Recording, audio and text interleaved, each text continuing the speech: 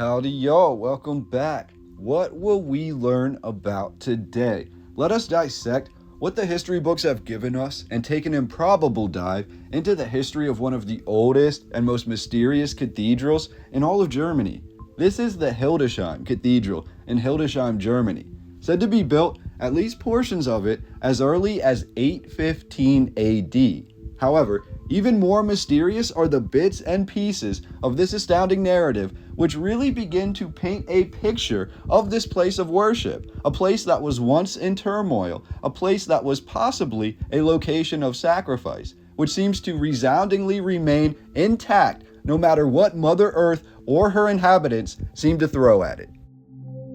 What is really remarkable about this structure, and we will go over everything that stands out to me about this massive cathedral in just a moment, but right off the bat, we're told the current cathedral that we see today incorporates at least 3, if not 4 or more unique architectural styles.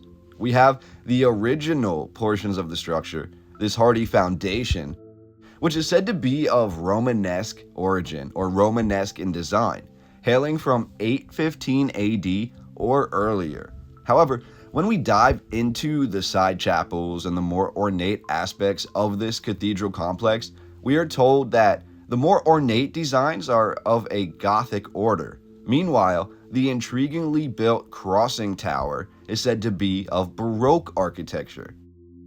If that isn't enough for us to digest, let's now dive further into this Romanesque infrastructure on this magnificent cathedral. This Romanesque design is said to be more specifically of the Ottonian order Romanesque architecture. The establishment of a diocese at Hildesheim dates back to at least the year 815 AD and Louis the Pious. The first recorded structure on this landscape was the church that was dedicated to Saint Mary. However, the narrative, which comes at us like a whirlwind, reluctantly leaves much to be desired. One thing that we do know is that according to this narrative, during the reign of Gunther of Hildesheim, roughly 815 to the year 834 AD, a second basilica was built on this site, containing at least 2 sturdy round towers. Now, if you're unfamiliar, the round tower is something that is most commonly found in Great Britain, in Scotland, and especially in Ireland. This structure in Germany is dedicated to Saint Cecilia, who herself creates quite a dichotomy with Saint Mary, who the earlier original church was dedicated to. Cecilia is said to be the patron saint of music, venerated in Catholic, Orthodox, and even some Lutheran churches, including the Church of Sweden.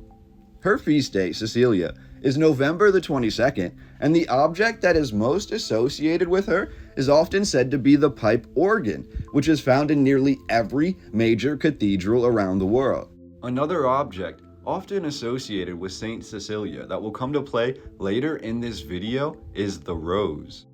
In the year 1599, nearly 1300 years after her passing, Cecilia's body was said to be still incorrupt or nearly unblemished, seemingly asleep in her tomb. We're told that Hildesheim in general, the first church here dedicated to Saint Mary, and the first basilica here dedicated to Cecilia, and the founding of the diocese in this area are often all tied together and credited to the expeditions of one Hildegrim of Chalon into East Saxony in the early 800s, which paved the way for the founding of all these things in Hildesheim.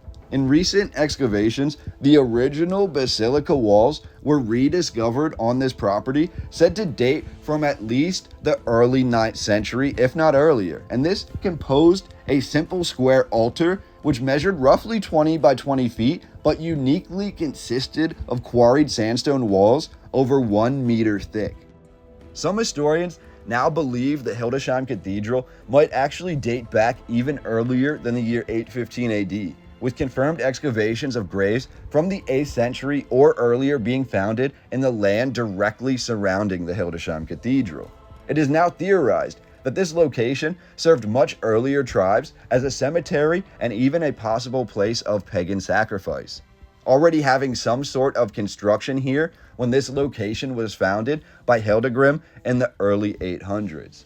Now, throughout all of this early history, the narrative then bumps us through the timeline to roughly 1046, when we're told the original structures on these grounds, the cathedral, the church, the walls, caught fire and were severely damaged.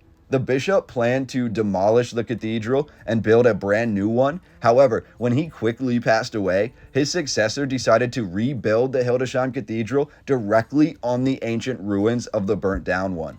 All of the surviving walls of the original structures are written as being reincorporated and maintained. In the 14th century, the Hildesheim Cathedral was again renovated. Just to do this structure justice, before it was renovated again in 1840, directly before photography would grace the world, this structure complex encompassed over 380 acres of land. The westwork, said by many of the time to be the most historic and significant part of the architecture, was removed and replaced by a simpler structure by the year 1840. So coincidentally, we don't have any photographs of exactly what made this cathedral so memorable. Now, let's fast forward through the narrative to the code of today. On March 22nd, 322 of 1945, Hildesheim was severely attacked by RAF bombers. The main building, everything but the rebuilt westwork from 1840, was destroyed. How interesting, how diabolical, that only the recent construction survived, and the rest of the ancient structure, with aspects dating to the 800s, was meticulously destroyed, as if by design. Out of every major building destroyed in Germany during World War II, some say that Hildesheim was the most badly damaged as far as history lost and the entirety of the structure being destroyed. Hildesheim, for example, was the only cathedral in all of Germany so badly damaged during World War II, it needed to be newly consecrated after its reconstruction.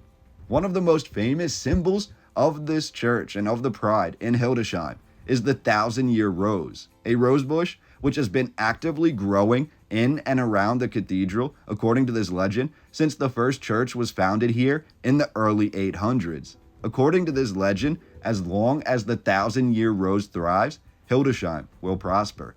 With the attack on March 22nd, 1945, all traces of the 1,000-year rose were wiped from the face of the earth. However, somewhat miraculously, just a few weeks later, 25 new shoots appeared in the spring of 1945. Hildesheim then took this as a sign and rebuilt the cathedral.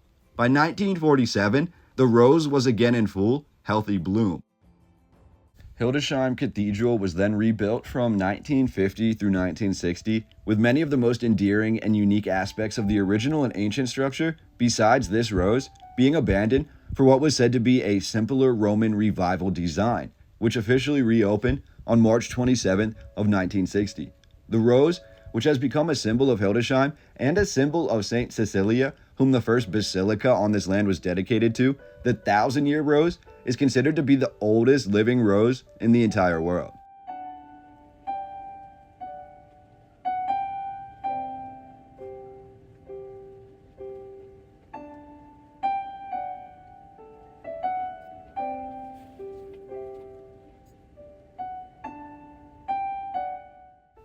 Inside the Cathedral of Hildesheim sat a cornucopia of once-in-a-lifetime relics which cannot and are not being replicated anywhere else in the world.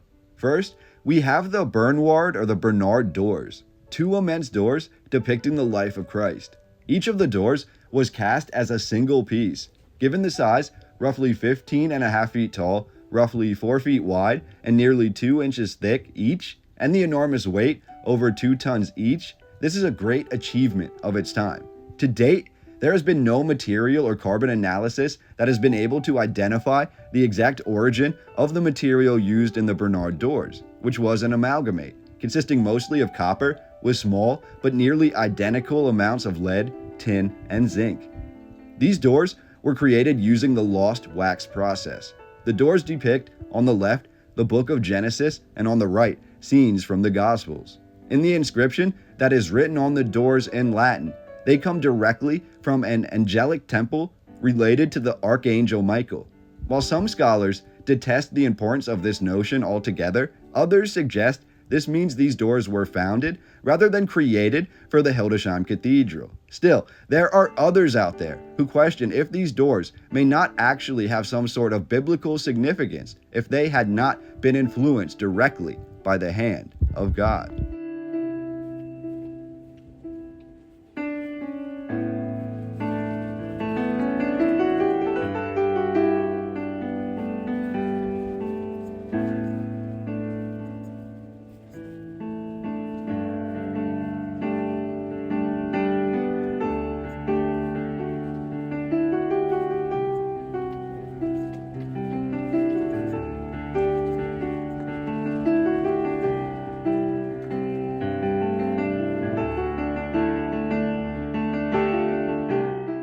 Another masterpiece of Etonian art that was held at the Hildesheim Cathedral, also dedicated by or commissioned by Bernward the 13th Bishop of Hildesheim, is the Christ Column, also known as the Bernward or Bernward Column, or simply the Column.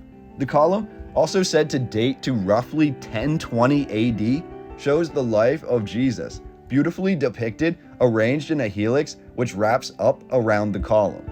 Now here is the kicker. And if you know anything about the powers that be, the elite, or the questioning of the somewhat nefarious symbolism placed throughout history, we arrive back here at the Bernward Column and Hildesheim. Emperor Otto III of the Holy Roman Empire was said to have gifted the column to Bernward as a victory column. Furthermore, the Bernward Column was one of two columns, with the Bernward Column directly to one side of the main altar of Hildesheim. On the other side of this column was another infamous pillar, said to be carved out of a single megalithic block of Mediterranean marble, covered with layers of copper. According to excavations that were carried out in 2006, between these two pillars, above the altar, sat a victory arch. Of these pillars, the one that was marble is long gone, and only a myth and legend of this marble pillar remain. However, if this two-tower design, if this two-pillar account sounds familiar to you, it should.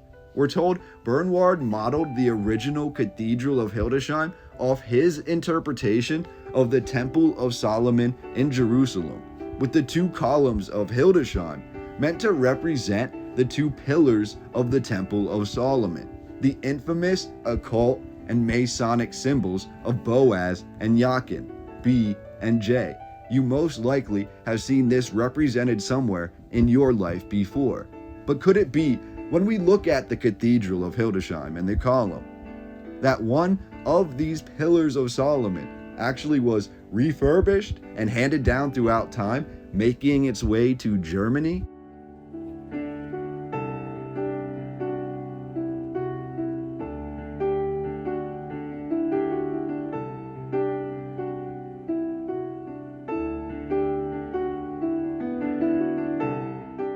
As we ponder this question, we come to another relic of Hildesheim, which can no longer be verified, but is attested to in the history, and that is the porphyry jug from the wedding at Cana.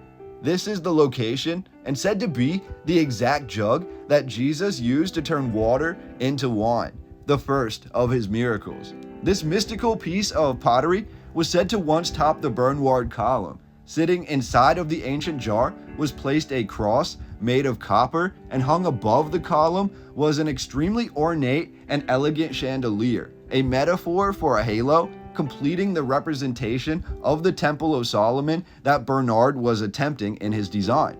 Furthermore, the distance of 138 feet between the original location of the column of Hildesheim and the grave of Bernward on the west crypt matched the distance between the rotunda of the resurrection and the Golgotha in Jerusalem. By 1544, pieces of the Bernward Column had been removed and melted down, severely affecting the original design, which included the massive copper cross which once stood on top of it. By 1650, additional pieces of the column were also removed and melted. The column was then moved to its current location inside the Cathedral of Hildesheim in roughly 1893. The final treasure that I'd like to share with you of the Hildesheim Cathedral, the one I thought worth mentioning the most, is this halo chandelier, which hung either above one or both of the ancient columns, either around the cross above the column or directly above it, either over top of the archway that connected the altar or as a piece of the altar itself. This is known as the Hezilo Chandelier in the Hildesheim Cathedral. The chandelier is claimed by Bishop Hezilo, who rebuilt parts of the cathedral after the Great Fire of 1046. It is the largest of four-wheel chandeliers in existence from this time period, with a circumference of 20 feet, just like the original altar space of the original structure from the 800s, which measured 20 by 20 feet. The halo is ornately designed with castles, the circle eating the square. This hoop is gilt copper with multiple inscriptions in Latin. Between the inscriptions are 3 horizontal bands, which are richly decorated with hand-carved foliage. 12 towers and 12 gatehouses alternate along the outside of the hoop. The upper parts of the towers have a narrow form, extending above the candle on the hoop and topped with a large ball. These balls most likely once provided a form of light or reflection. This type of chandelier is known as a corona chandelier for its crown-like appearance, and this was once the largest corona chandelier in the world at the time it was completed.